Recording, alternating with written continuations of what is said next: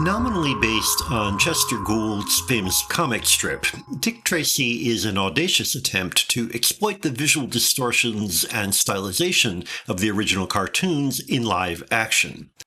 The result is certainly original, but tried and true genre conventions underpin the eye-popping surfaces.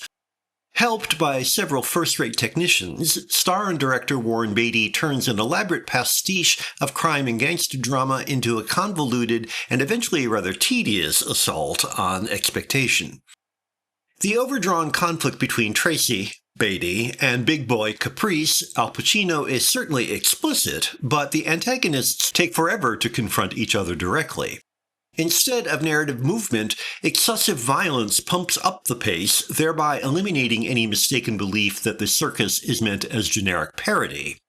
As if to confirm the seriousness of the effort, a stellar supporting cast, including Dustin Hoffman, Dick Van Dyke, Madonna, Mandy Patinkin, and others, weaves in and out of the action. Their impact and recognizability varies, but even the most famous of them function more like distractions from repetitive confusion than characters with a plot purpose. Madonna, for example, as nightclub chanteuse Breathless Mahoney, obviously is meant to evoke the steamy malls who populate high Hollywood crime films, but her role never amounts to much beyond slinky clothes and performances of Stephen Sondheim numbers written for the film. Did anyone really think there was much of an audience for the hallucinogenic color scheme in overstuffed suits? Maybe the success of Who Framed Roger Rabbit and, very differently, The Untouchables a few years before convinced all involved that audiences couldn't get enough lushly stylized meta-cinematic period quote-unquote drama. Never mind that Tracy lacks the manic humor of the former or the strong character bonds in the latter.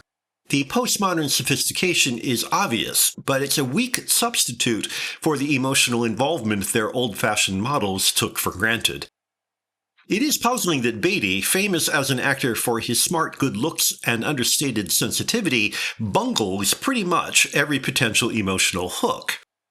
Tracy's inarticulate love for Tess, Glenn Headley, or supposed connection with Kid, Charlie Korsmo, are so obviously meant to humanize him that it is impossible to view either relationship as anything better than lip service to convention. Similarly, Breathless's supposed lusting after Tracy feels as if another generic obligation is being checked off a list, more than a demonstration of real attraction. Pacino manages to connect from under mountains of makeup, but his performance is so outrageously over the top that Big Boy feels more like a stunt than a human being. Maybe after overseeing all the razzle-dazzle, Beatty had no energy left for down-to-earth concerns like plot coherence or emotional appeal.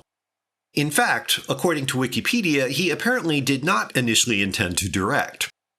We probably shouldn't read too much into the consequences of his reluctance to take the helm, but whatever the cause of the film's alienating effects, it is safe to say that Dick Tracy is more bewildering than satisfying.